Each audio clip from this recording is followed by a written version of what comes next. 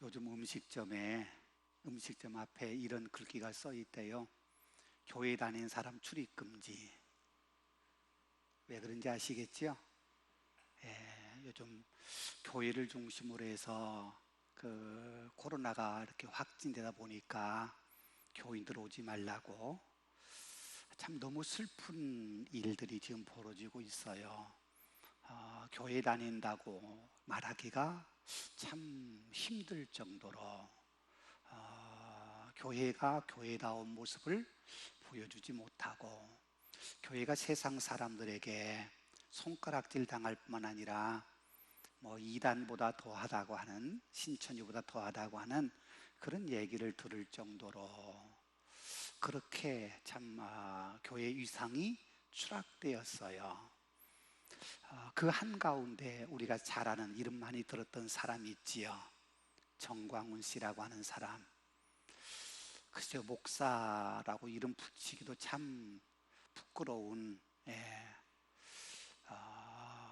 한국기독교총연합회 총회장이라고 말은 하는데, 그 한기총에 속한 교회가, 교인들이 한국 기독교의 5% 넘지 않아요. 예전에는 한국교회를 대표하는 그런 기관이었는데, 그 한기총의 그 비리, 서로 권력 다툼 이런 것들 때문에 대부분의 건전한 교단들이 다 그 교회 거기서 빠져나와서 한국교회연합, 한교연이라고 하는 걸 새로 만들었고, 한기총은 그 작은 군소고단 몇 개를 중심으로 이름만 갖고 있을 뿐이지 사실은 한국교회를 대표하는 그런 단체도 아닌데도 여전히 옛날처럼 그냥 한기총 그러면 한국 기독교를 대표하는 것처럼 그렇게 인식되고 있고, 거기를 대표한다고 하는 사람이 우리가 일반적으로 상식적으로 이해할 수 없는 일들을 자행하고 있는, 종교와 정치를 혼돈하면서 정치 이데올로기에 종교가 매몰되어 버린 그런 모습을 보여주면서 지금 이 코로나 사태에서도 교회가 조심해야 되고, 교회가 세상에 오히려 모범이 돼야 되는데 그렇지 못하고 떵떵거리다 결국은 본인뿐만 아니라 자기 교회 교인들 500여 명, 그리고 그것이 전국적으로 퍼져나가서 지금 전국적으로 지금 어떻게 이것이 확산될지, 대구 신천지보다도 훨씬 더 확산이 더 커질 수 있다고 하는 염려가 나올 만큼 지금 큰 위기 가운데 몰려 있어요. 참 그런 걸 보면서 정말 지도자라고 하는 사람이 어떤 사람이어야 될까를 우리가 한번 생각해 봐야 돼요. 자신은 지도자라고 이야기하는데, 지도자라면 지도자다워야 되는데 정말 지도자다운 것이 그런 모습일까? 선동하고 비상식적인 언행을 일삼으면서, 그러면서 자기는 마치 떳떳하고, 자기는 마치 선지자 같고, 자신은 마치 순교자 같은 그런 착각 속에 살아가는, 그게 과연 지도자일까? 여러분, 지도자의 첫 번째 덕목이라고 이야기한다면 삶이 모범이 돼야 되는 거예요. 그렇지요? 아무리 말을 잘해도, 아무리 사람들을 감동시켜도 그의 삶이, 그가 말하는 거, 사람들에게 보여지는 거, 그런 부분에서 감동을 주지 못한다면 자신이 아무리 지도자라고 외쳐도 그는 지도자일 수가 없는 거지요. 오히려 지도자의 탈을 쓰고 사람들로 하여금 더 큰 어려움과 고통 속에 몰아넣는, 어쩌면 악한 그런 지도자일 수밖에 없는 그런 모습이에요. 그런 모습 때문에 지금 우리 한국 교회가 한국 사회로부터 엄청난 지금 비난을 받고 있고, 갈수록 코로나 때문에 우리가 전도하기 쉽지 않는, 그렇지요? 예수 믿는 사람도 교회당 나오기가 두려운데 예수 믿지 않는 사람에게 교회 가자, 예수 믿자라고 말하기가 어려운 상황에서 그런 상황에서 지금 이런 일이 벌어져 버리고 나면 이제는 예수 믿으라고 하는 말 자체를 꺼낼 수도 없고, 내가 예수 믿는 사람이다, 내가 교회 다니는 사람이라고 하는 것조차도 우리가 이야기할 수 없는 그런 상황까지 지금 놓이게 되었어요. 그렇게 본다면 제가 좀 지나친 판단일지 모르겠습니다만은, 전광훈 목사라고 하는 양반이 하는 꼴을 보면 꼭 교회를 파괴하고 전도를 가로막는 사탄이 하는 짓에 종노릇하고 있는 그 모습과 조금도 다르지 않는 그런 것 같은 모습이 보여져요. 참 너무 안타까운 모습이지요. 여러분, 오늘 본문에 나오는 사도 바울의 모습을 생각하면서 그 모습이 많이 겹쳐지게 돼요. 자, 사도 바울, 오늘 본문에 말하는 사도 바울은 가진 것도 아무것도 없고, 나이 많고 늙었고, 몸은 많이 병들어 힘들고, 지금 죄수는 아니지만 미결수의 몸으로 로마에 지금 재판부를 받으러 가는, 어떻게 보면 아무런 영향력도 없을 것 같은 그 사도 바울이 사람들의 생명을 건지고 사람들에게 희망을 주고 거기에 리더 역할을 감당하는 이 모습이 오늘 우리에게는 참 많은 것을 우리가 생각하게 하는, 오늘 우리 시대의 어떤 지도자와 너무 많이 대조되고 있는 이 모습이 오늘 우리에게 생각해 볼 필요가 있다는 거예요. 여러분, 이 과정을 우리가 잠깐 다시 한번 되돌려 보십시다. 그레데 미항이라고 하는 섬을 떠나서 베닉스로 가면 한 65km 정도 되기 때문에 하루면 갈 수 있는 짧은 거리였기 때문에 그곳에 가서 겨울을 지나자고 해서 그곳으로 가던 도중에 처음에는 남풍이 순하게 불어서 자기들 뜻대로 되는 줄 알고 기분 좋았다가 갑자기 그대로 섬 내부로부터 불어오는 바람에 의해서 유라굴로라고 하는 그 광풍이 일어나게 되고, 그것 때문에 배가 걷잡을 수 없이 폭풍에 휘말려 이제는 뭐 어떻게 해볼 수 있는 도리가 아무것도 없는, 가진 짐도 다 바다에 던져버리고 배에 필요한 기구들도 다 던져버리고 14일 동안이나 해도 보지 못하고 별도 보지 못하고, 그 말 우리가 함께 생각했던 것처럼 방향 감각을 잃어버렸다는 거예요. 어디로 가야 할지도 모르고 어디로 가고 있는지도 모르고 그냥 바람이 미는 대로 그냥 표류하고 있을 뿐이에요. 그냥 가고 있는 거예요. 그래서 오늘 읽었던 말씀 바로 앞에 보면은 그들에게 구원의 여망이 사라졌다.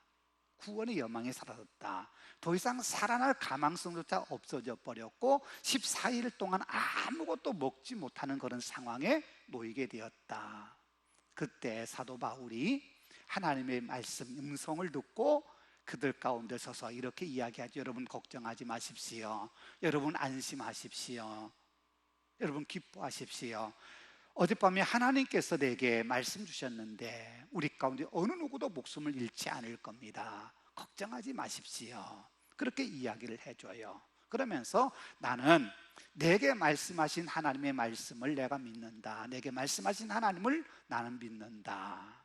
그렇게 이야기를 하면서 이 배가 반드시 한 섬에 걸릴 겁니다. 그럼 우리 모두 살 겁니다 하는 그런 이야기를 해줬어요. 예.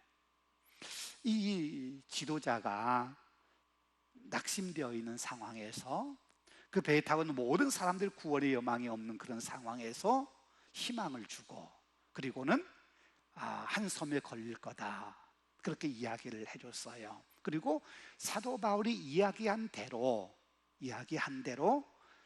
머지 않는 곳에 섬이 있다고 하는, 육지가 있다고 하는 것을 선원들이 알았어요. 파도 소리를 통해서 알고는 그곳에 가까이 가기는 너무 지금 캄캄해서 그곳에 가다가는 큰일 날 것 같으니까 날이 새기를 기다리면서 배 뒷머리에다가 닷을 4개를 매달아 놓고 풍랑에 휩쓸려 가지 않도록 4개를 매달아 놓고 배를 정박시켜 놓은 거예요. 바다 한가운데에. 날이 새면 이제 육지가 얼마만큼 됐는지, 그 안에 무슨 장애물은 없는지 그런 거를 보기 위해서 날을 세면서 고대하고 있었어요. 고대한다고 한 말과 지난번에 말씀 나눴던 것처럼 기도한다는 거예요. 각각 자기 신에게 기도했다는 거예요. 기도하면서 이제 날이 새기를 기다리는데, 그 상황 속에서 선원들이 거룻배를 띄워놓고 자기들끼리만 탈주하기 위해서, 자기들끼리만 살아보겠다고 배를 버려두고 그 사람들을 버려두고 도망을 가려고 했어요. 그것을 사도 바울이 알고, 이거 안 된다, 저들 보내면 우리가 살아남지 못한다, 그러면서 거룻배를 끊어버렸어요. 그리고는 거룻배가 없이 이제 276명 모두가 다 이제 한 공동체가 되었어요. 우리가 흔히 말하는 것처럼 한 운명 공동체예요. 함께 살아갈 수밖에 없는, 함께 힘써야 되는 그런 공동체가 된 거예요. 거룻배를 다 끊어버리고 이제 오직 그 본선만 가지고 육지에 들어가야 되는 그런 상황이 되었어요. 그리고는 오늘 본문의 말씀이 이야기되고 있는 거예요. 자, 날이 새어갈 때쯤 되었어요. 이제 조금씩 이제 희미하게 먼동이 토르고 뭔가 눈에 보이는 때에 사도 바울이 그렇게 이야기해요. 오늘 본문의 말씀 보면은, 자 보십시오. 오늘 33절에 보면 날이 새어가매 바울이 여러 사람에게, 여기 여러 사람에게라고 하는 말의 원래 뜻은 모든 사람에게 그런 말이에요. 모든 사람에게 음식 먹기를 권하여 이르되, 음식 먹기를 권했어요. 너희가 기다리고 기다림에 먹지 못하고 줄인 지가 오늘까지 열 나흘인즉 음식 먹기를 권하노니 이것이 너희의 구원을 위한 것이요 너희 중에 머리카락 하나도 잃은 자가 없으리라 하고, 떡을 가져다가 모든 사람 앞에서 하나님께 축사하고 떼어 먹기를 시작하며 그들도 다 안심하고 받아 먹으니. 여러분요, 이 말씀을 잘 생각해 보세요. 여기에 음식 먹기를 권한다, 이 권한다고 하는 말은 미완료형이에요. 이 말은 무슨 말이냐면 계속해서 여러 차례 권했다는 거예요. 한번 먹어라, 먹어야 된다, 그렇게 말한 걸로 끝나지 않고 계속 권했어요. 왜 권했을까요? 그들이 안 먹으니까 계속 권했어요. 계속 권해도 안 먹으니까 사도 바울이 떡을 가져다가 자기가 먼저 떼어 먹었어요. 거기에 대한 얘기는 나중에 하고요. 먼저 떡 떼어 먹었어요. 그리고 났더니 거기 있는 사람들이 36절 뭐라고 말씀해요? 안심하고 먹었다. 여러분, 좀 말이 좀 이상하지 않아요? 14일 동안 굶었어요. 14일 동안 굶은 사람들에게 사도 바울이 이제 날이 새니까, 날이 새면 우리가 육지에 들어가야 되려면 우리가 많이 힘을 써야 되니까 우리가 먹어야 된다, 그래서 먹자. 그런데 사람들이 안 먹어요. 그래서 사도 바울이 먼저 먹으니까 그때서야 안심하고 먹었어요. 좀 이상하지 않아요? 분위기가? 여러분이 14일 동안 굶었다면 자, 우리 떡 먹어야 됩니다, 우리 음식 먹어야 됩니다, 먹고 힘을 내야 됩니다, 그렇게 이야기할 때 떡 먹겠어요, 안 먹겠어요? 여러분, 14일 굶었는데.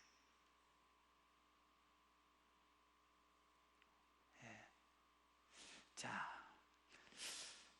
14일 굶었는데 떡을 먹어야 된다라고 우리가 그렇게 많이 생각하는데, 우리가 그렇게 그 생각이 위험한 생각이에요. 우리가 금식을 잘 안 해봐서 생각하는 그 생각이에요.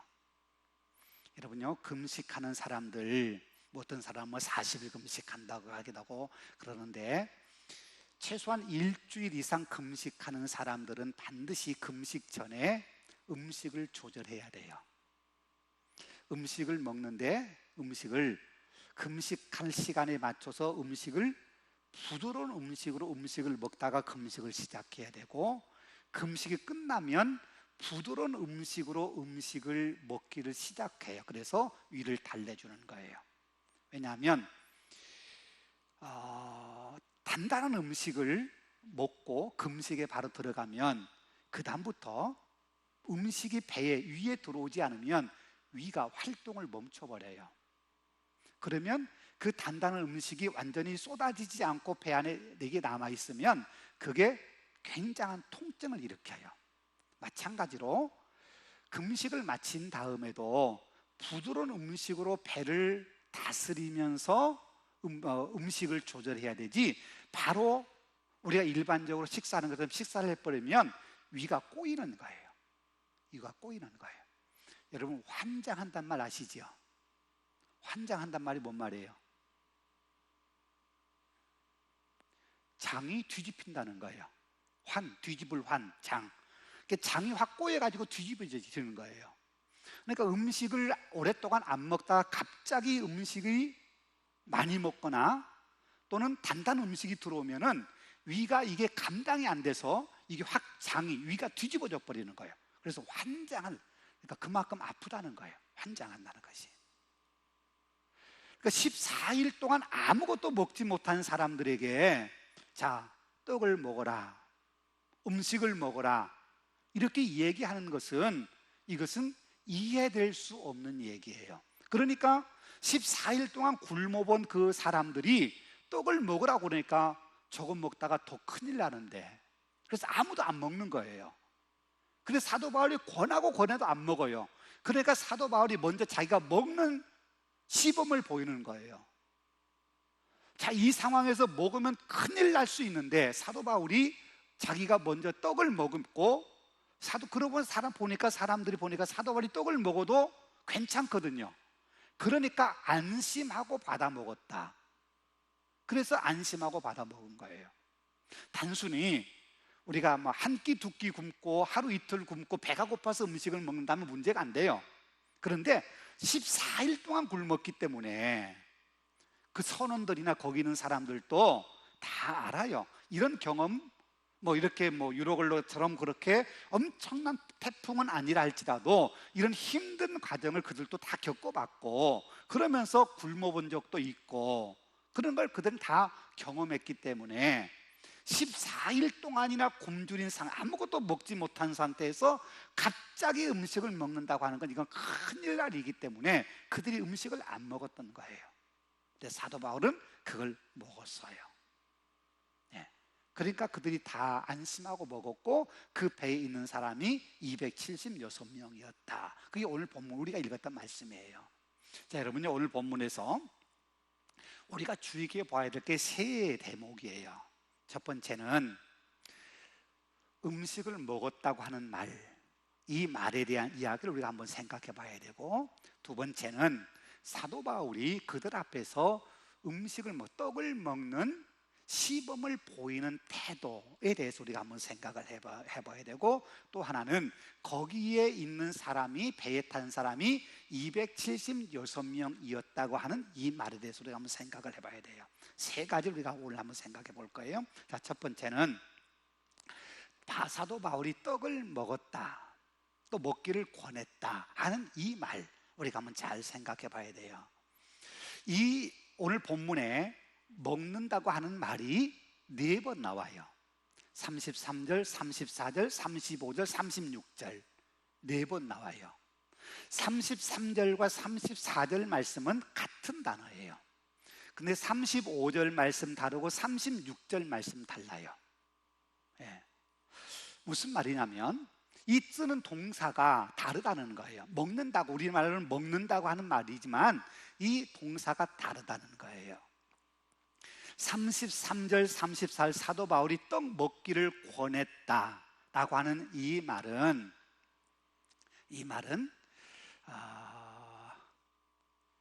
성경 언어 헬라어로 뭐라고 되어 있냐면 메타람바노 이렇게 되어 있어요. 메타람바노. 좀 한번 글 써볼게요.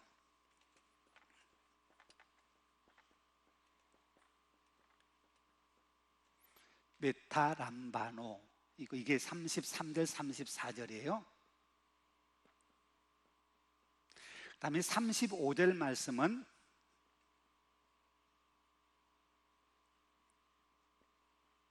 에스티오라고 하는 말이에요. 그다음 36절은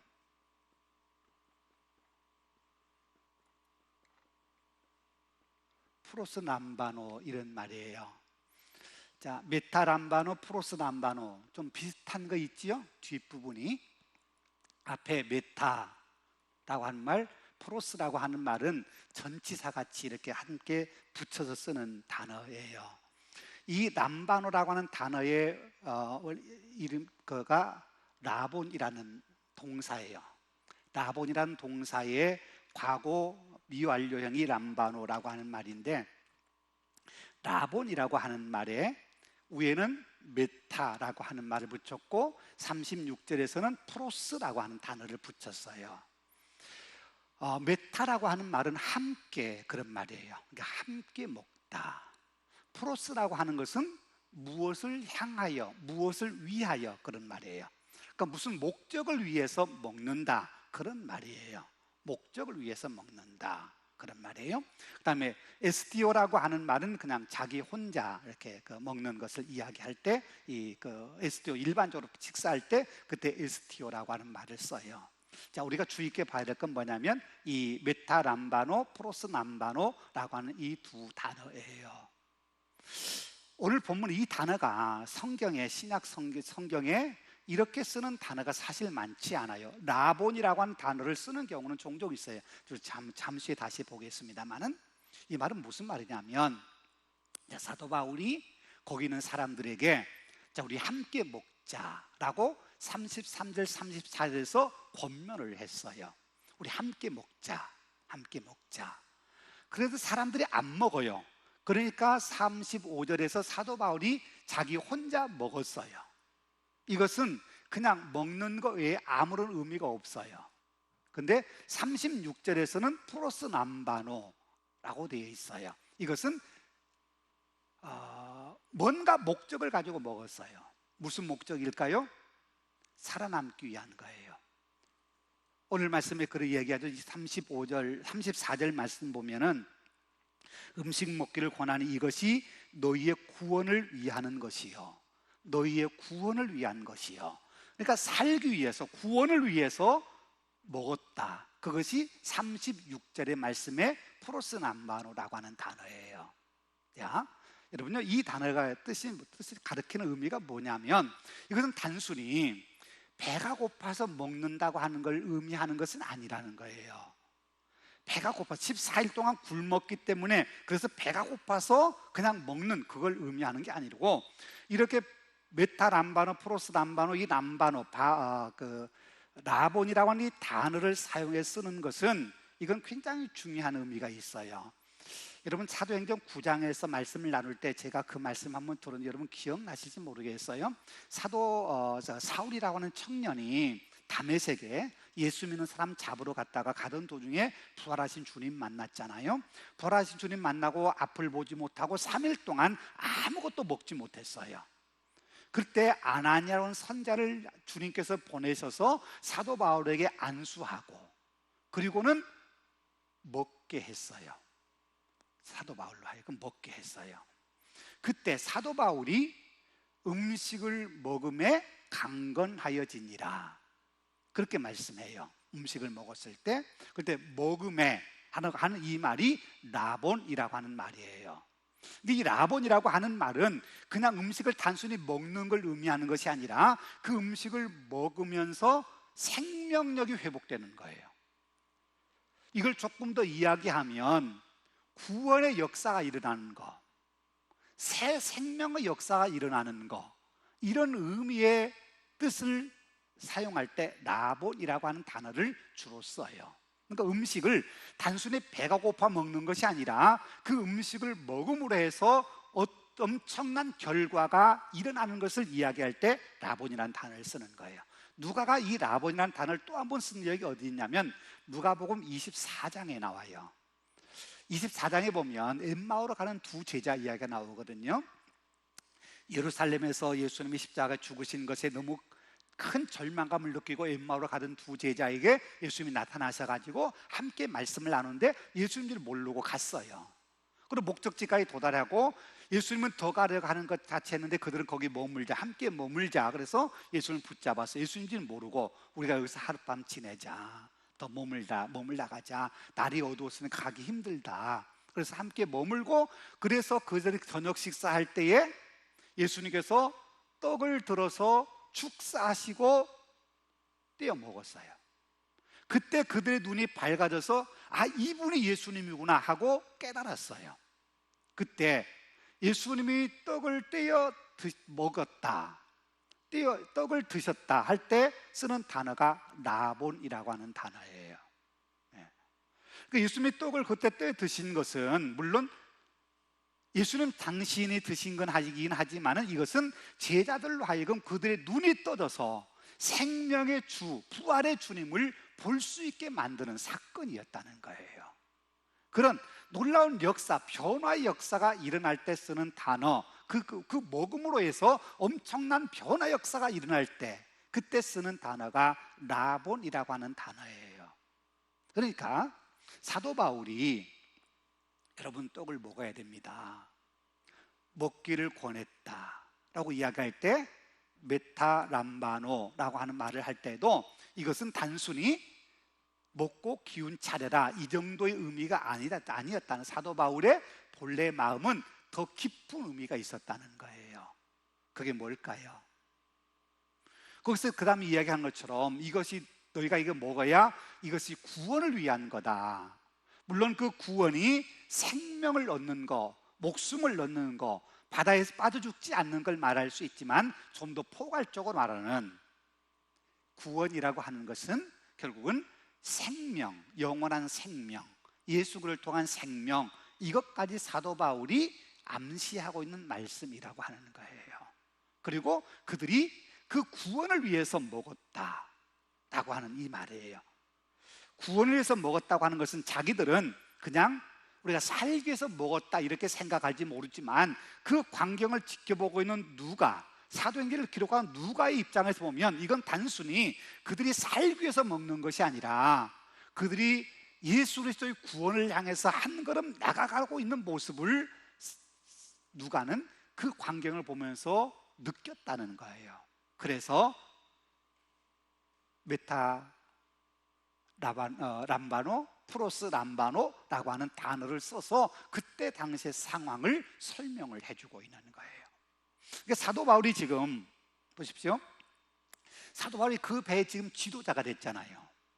사실 아무것도 가진 것도 없고 뭐 아무것도 지도자가 될 만한 지금 자격이 없고 어떤 뭐 갖춘 것도 없는데 그 위기 상황에서 그들을 살려낼 수 있는 지도력을 발휘한 사람이 사도 바울이에요. 그들에게 희망을 주고 그 다음에 먹어야 된다, 먹어서 살아야 된다, 힘을 내야 된다, 우리가 살려면 먹어야 된다, 그렇게 이야기하는 그 사도 바울의 그 마음 속에 누가가 보기에는 그 말 속에는 단순히 음식을 먹고 힘을 내 살자, 단순히 이런 의미가 있는 것이 아니라 사도 바울의 마음 속에 보여지는 누가가 볼 수 있는 사도 바울의 마음은 뭐냐면 이걸 먹고 육체 생명도 얻을 뿐만 아니라 너희들 영원한 생명도 얻어라 라고 하는 사도 바울의 그 마음이 누가가 볼 때는 그게 느껴졌다는 거예요. 그래서 이 단어를 사용하고 있는 거예요. 이 단어를 쓰면서 사도 바울의 지금 마음이 어떤 마음인가를 이야기해 주고 있는 거예요. 그 다음에 또 하나, 앞에 말씀드린 것처럼 자, 떡을 가져다가 그 다음에 축사하고 자기가 먹었어요.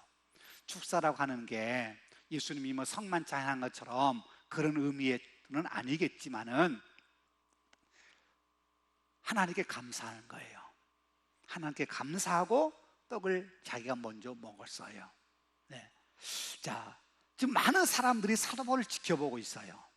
저 떡 먹으면 큰일 날 텐데, 저 떡 먹으면 폭통 때문에 엄청난 일이 벌어질 텐데 하고 바라보고 있는데 사도 바울이 떡을 가지더니 하나님께 감사하는 거예요. 감사하고 그 다음에 떡을 먹는 거예요. 자, 그 모습을 본 사람들은 어떤 마음이었을까? 자, 왜 사도 바울은 그 많은 사람들 앞에서 그렇게 하나님께 감사하고 축사하고 그 떡을 먹었을까? 그렇죠?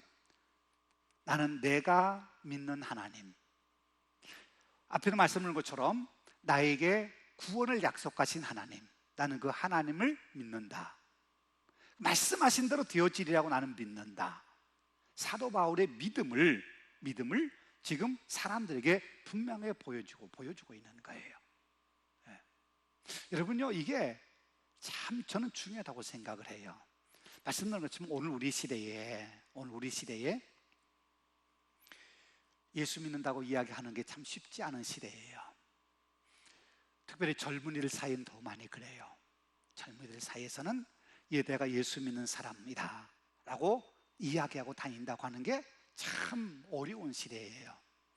말씀처럼 요즘 코로나19로 더구나 광화문 문제, 서울 사랑제일교회 이런 사건이 터지면서 이제는 교회라고 하는 그 말 자체가 사람들에게는 아주 그냥 정냄이 떨어지는 단어가 되어버리고 말았어요.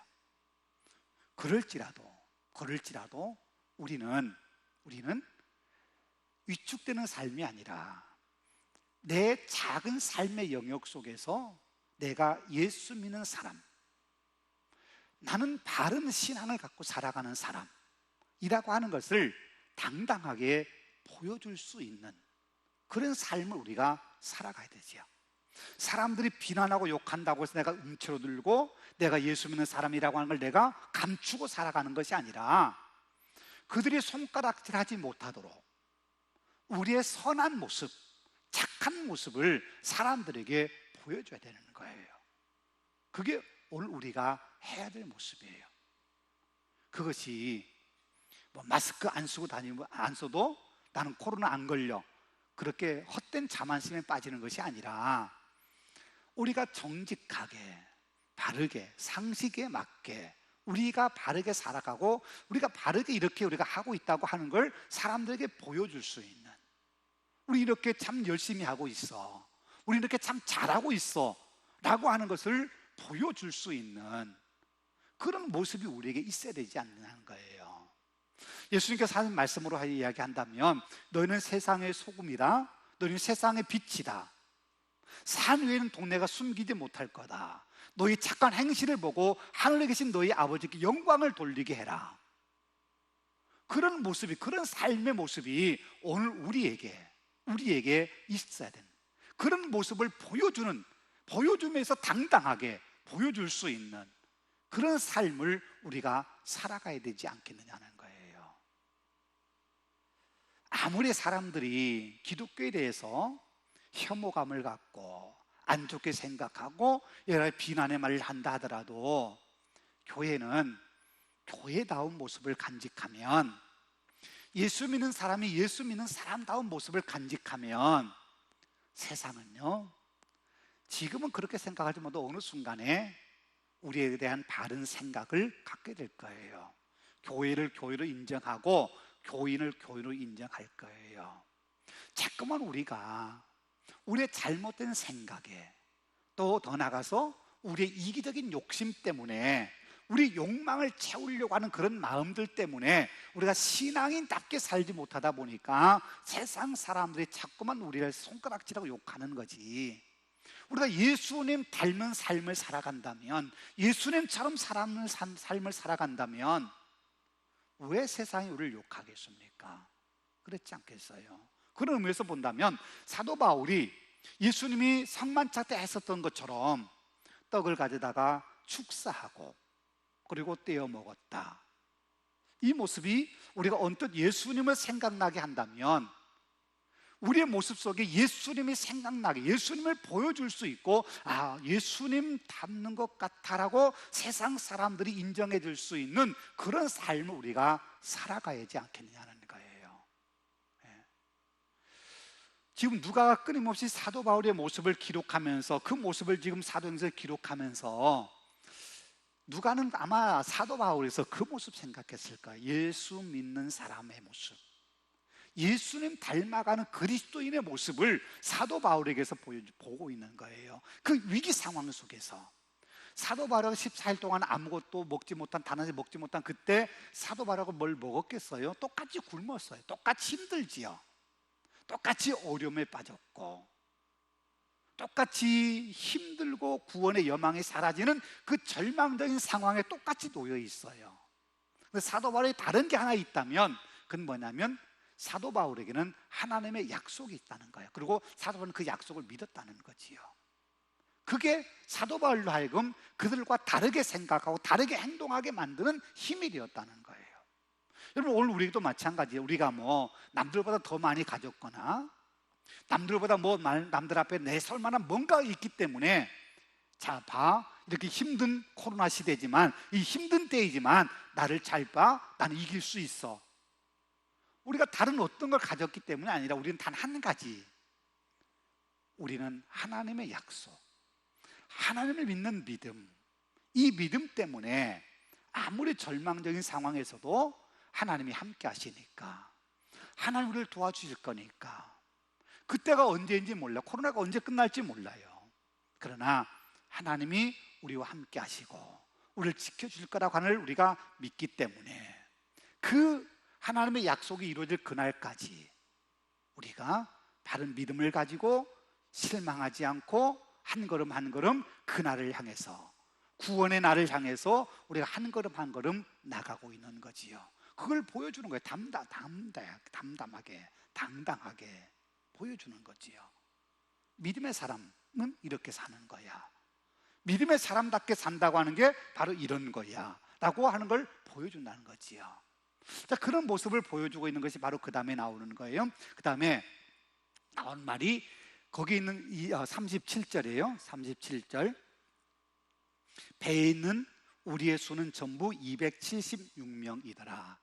자, 배에 있는 우리 모두가 276명이었다. 여러분요, 잘 보십시오.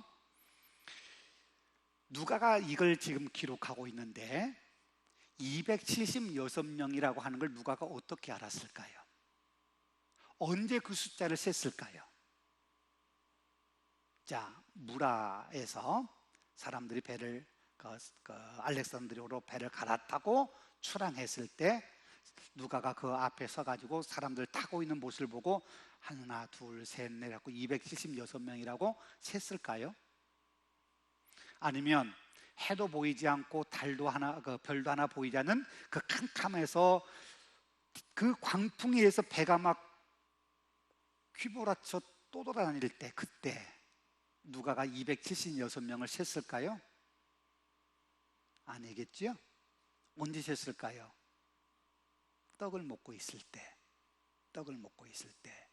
누가가 그 숫자를 센 거예요. 그런데 여러분요, 왜 누가는 거기에 276명이라고 하는 이야기를 썼을까요? 그래서 우리가 잘 봐야 될 게 있어요. 276명, 6명이라고 하는 이 말이에요. 이 말이 신약성의 영어로 헬라어로 276사람이었다면 276명이라는 사람이란 말은 안스로포스란 말이에요. 또 남자가 276명이었다 그런다면 아네르라고 하는 말을 써요. 그 남자 또는 남편 그런 말인데 아네르라는 말이, 근데 오늘 본문에서는 안트로포스, 아네르 이 단어를 쓰지 않았어요. 어떤 말을 쓰냐면 퓨시케라고 하는 말을 썼어요. 이 퓨시케라고 하는 말은 무슨 말이냐면 영혼이라는 말이에요. 영혼, 퓨시케라는 말이.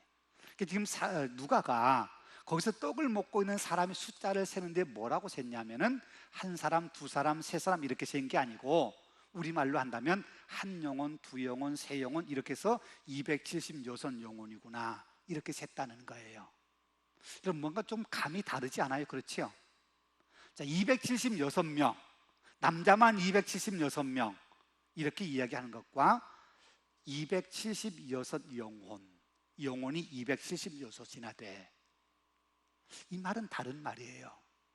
일반적으로 말씀드리는 것처럼 사람 숫자를 셀 때 몇 사람이었다 그렇다면 안트로포스 또는 아네르라고 하는 단어를 썼을 건데 누가는 그런 단어를 안 썼어요. 퓨시케라고 하는 단어를 썼어요. 그건 영혼으로 본 거예요. 영혼으로. 그건 무슨 말이에요? 구원받아야 될 대상으로 본 거라는 거예요. 그냥 단순한 사람으로 보지 않고 구원받을 대상으로 본 거예요. 자, 앞에서 계속해서 말씀드린 것처럼 메타남바노라고 하는 말, 프로스남바노, 이 말을 계속 쓰면서 지금 누가가 바라보고 있는 사도 바울의 행동과 말의 언어, 이런 걸 쭉 보면서 지금 누가가 느끼고 있는 건 뭐냐면, 거기 있는 사람들에게 사도 바울이 단순히 그들을 섬에 도착해서 안전하게 한 명도 죽지 않고 섬에 도착하게 만드는 게 목적이 아니라 그들 속에 어떻게든 구원을 주고자 하는 사도 바울의 열망을 누가는 보고 있는 거예요. 그래서 그런 구원의 역사가 일어나기를 위해서 사도 바울이 먹기를 권했고, 그 다음에 떡을 가져 축사했다. 예수님의 행하셨던 같은 그런 비슷한 모습의 사도 바울의 모습을 보고, 그 모습을 바라보면서 사도 바울을 통해서 하나님을 알아갈 영혼이 276명이나 된다고 하는 걸 누가는 감격적으로 그 상황을 지금 보고 있는 거예요. 사도 바울이 먼저 떡을 먹고 거기에 모이는 사람이 사도 바울이 떡을 먹는 모습을 보고 안심하고 떡을 먹는 그 모습을 보면서, 이들 속에 사도 바울의 영향력, 사도 바울의 그 말 한마디, 사도 바울의 행동 하나를 통해서 이 사람들이 얼마만큼 예수의 하나님의 영향력 안에 지금 들어가고 있는지를 누가는 사도 바울의 모습 속에서 보고 있는 거예요. 느끼고 있는 거예요. 그래서 276사람 이렇게 쓰지 않고 276영혼 이렇게 쓰고 있는 거지요. 지금 누가는 그 사람들을 구원받을 영혼 이렇게 보고 있는 거예요. 곧 구원받을 것 같은 영혼 이렇게 보고 있는, 사도 바울을 통해 그 일이 지금 이루어질 것 같은 그런 어떤 영적 분위기가 그 안에 있다고 하는 걸 이 누가는 느껴서 그렇게 지금 기록하고 있는 거예요. 그러니까 여러분이 오늘 본문에 33절 37절까지 짧은 구절이지만 이 짧은 구절 속에 지금 상황은 위태로워요. 그렇죠?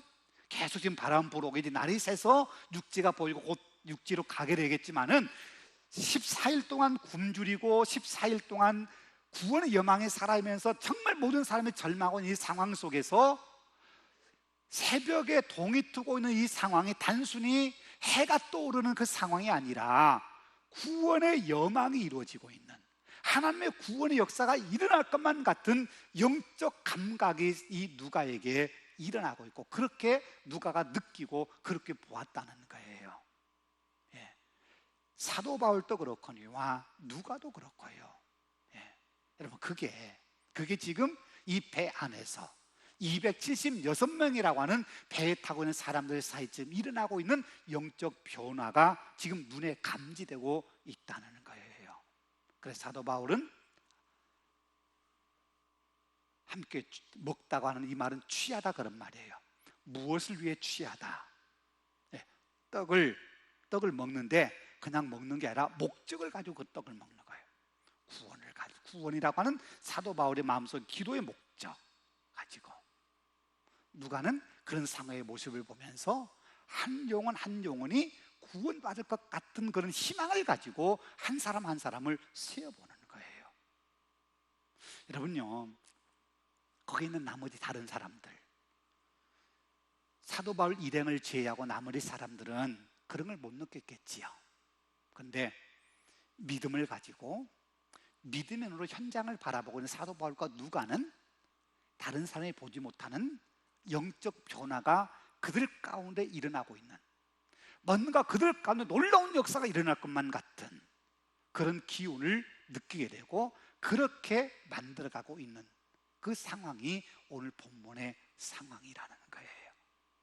여러분요, 우리가 사람들을 바라볼 때 때로는 사도 바울처럼 누가처럼 이렇게 우리가 사람들을 바라보고 그런 마음 가지고 사람을 대하지 않겠나. 우리가 누군가를 만날 때 우리가 그 사람을 어떻게, 우리가 어떤 마음 가지고 만나는가. 내가 어떤 사업을 위해서, 내가 어떤 일을 위해서, 내가 어떤 친한 친분이 있어서 우리 누군가를 만날 때 단순히 내 친구, 아니면 내가 도움을 받아야 될 사람, 내가 도움을 줄 사람, 단순히 이렇게만 생각하지 말고 우리가 그 상황 속에서 영적 분위기, 바꿔 말하면 그에게 내가 선한 영향력, 그리스도인으로서의 선한 영향력을 줌으로써 그의 마음속에 나를 통해서 예수 그리스도의 향기가 들어가고 예수의 선한 모습이 보여지면서 그들의 마음이 열리고 있구나. 이런 영적 감각을 가지고 우리가 좀 사람을 대하는 그런 믿음의 마음이 우리에게도 있어야지 않겠냐는 거지요. 단순히 겉모습 보고 참 잘생겼네, 참 옷 잘 입었네, 참 건강하네, 참 돈 많은 사람이네, 참 좋은 차 타고 좋은 집에 사네, 그렇게만 우리가 사람을 바라보지 않고 영적 감각을 가지고 그 사람이 얼마만큼 예수 믿을 가능성이 있나, 얼마만큼 그의 마음의 문이 열렸나, 우리 좀 그런 관점에서 사람을 보고 그렇게 대하는 그런 믿음의 마음이 우리에게도 필요하지 않겠나 하는 거지요. 여러분요, 그렇게 영적인 민감한 마음 가지고 우리가 사람을 대하고 사람과 우리가 교제한다면 우리를 통해 선한 영향력이 분명히 예수의 향기가 분명 그들에게 나타나게 될 거고, 언젠가 그들의 삶 속에 변화 역사가 일어나게 될 거라는 거지요. 하나님은 오늘 또 우리를 사도 바울을 사용하신 것처럼 우리를 사용하셔요.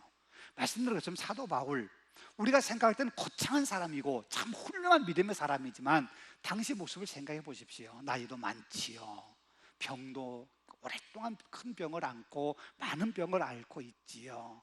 지금 미결수로 죄인처럼 지금 로마로 호송되어 가고 있지요. 뭐 하나 내세울 만한 게 아무것도 없는 사람이 사도 바울이었어요. 근데 그런 사도 바울을 통해서 지금 구원의 역사가 일어날 것 같은, 영적 지금 어떤 역사가 일어날 것 같은 그런 분위기가 지금 만들어지고 있다는 거예요. 더구나 상황이 엄청나게 어려운 상황 속에서 말이에요. 예. 여러분요, 그런 사도 바울을 사용하신 하나님은 오늘 우리가 내실 곳 없고 보여줄 만한 것 없고 어깨를 우쭐거릴 만한 거 우리가 없다 할지라도 우리가 하나님의 선한 일꾼이라고 도구가 된다면 하나님께서도 우리를 통해서 사도 바울과 똑같은 역사를 만들어갈 수 있다는 거예요. 우리가 사도 바울 같은 마음만 가진다면 말이에요. 그럼 하나님은 오늘 우리도 사용하실 거예요. 그렇게 하나님께 쓰임받는 우리 모습으로 살아가실 수 있기를 바랍니다. 기도하겠습니다. 은혜가 풍성하신 아버지 하나님, 감사합니다. 참된 지도자는 사람들 앞에 무언가를 보여주고 무언가 큰 힘을 발휘하는 것이 아니라 내 작은 삶 속에서 선한 영향력을 나타내는 아름다운 믿음의 모습이 진정한 지도자의 모습임을 오늘 우리가 함께 생각해 봅니다. 사도 바울이 정말 절망적인 상황, 힘든 상황 속에서도 떡 먹기를 권하면서 그들을 구원으로 초청하고, 그리고 모범이 되어서 떡을 먼저 먹어 보이는 그런 삶을 통해서 믿음의 담대함을 보여주었던 그 모습이 오늘 우리에게도 있는 우리의 믿음의 모습이기를 원합니다. 하나님, 우리를 도와주시고 우리가 그런 믿음의 아름다운 영향력을 세상에 나타낼 수 있는 성숙한 믿음의 사람들로 살아가도록 우리와 함께하여 주옵소서. 예수님 이름으로 기도하옵나이다. 아멘.